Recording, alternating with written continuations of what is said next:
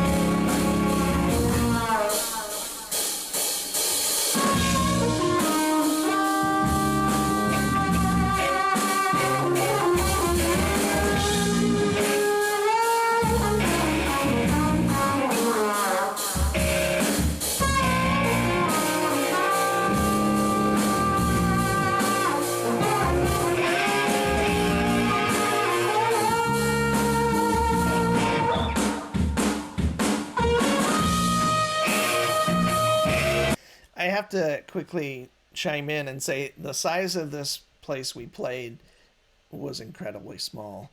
And all I can think here is, I like how the guitar sounds, but we are massively loud. And that's probably why my hearing is so bad as it is. So anyway, I might forward this because it kind of goes on for a while till we hit that, you know, really sweet spot with my incredible guitar solo. So.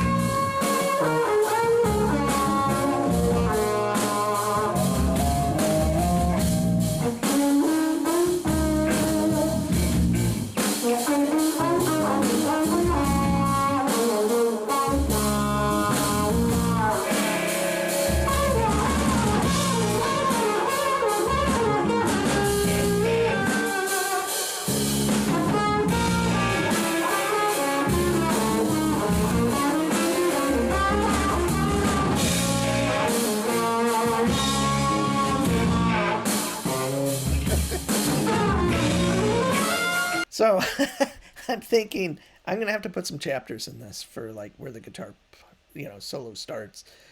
Just so if you can even make it through that. So unfortunately, behind me is Tony, the person I mentioned. That's an incredible bass player and percussion player. And I'll again, like I said, link his channel at the bottom here, and maybe he'll chime in, maybe he won't. But yeah, so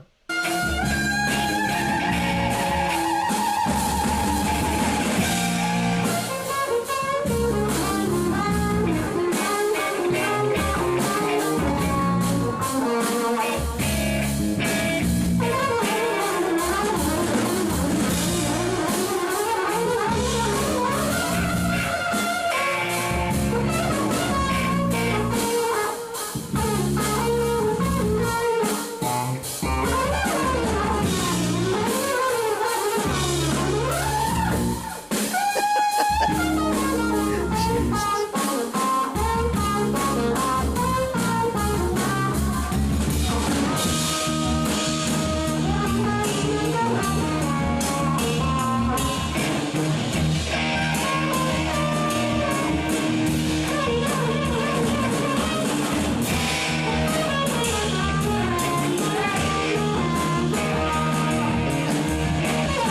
Wow.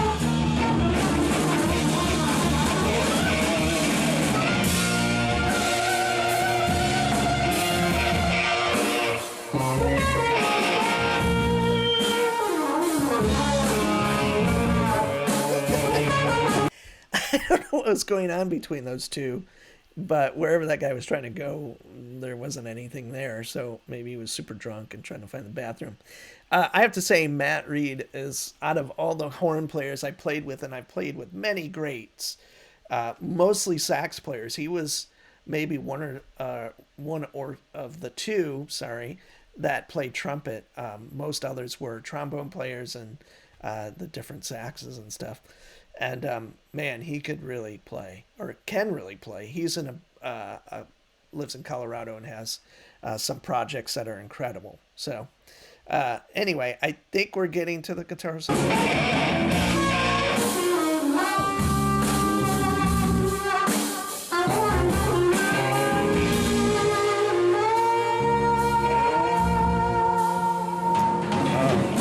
Here we go.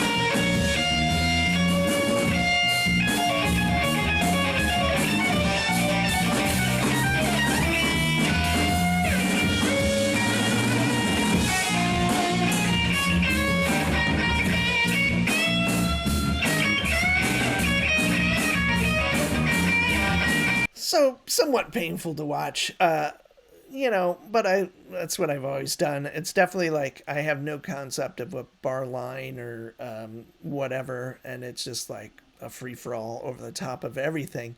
But I've definitely refined what I do now, to better or worse. I don't know. So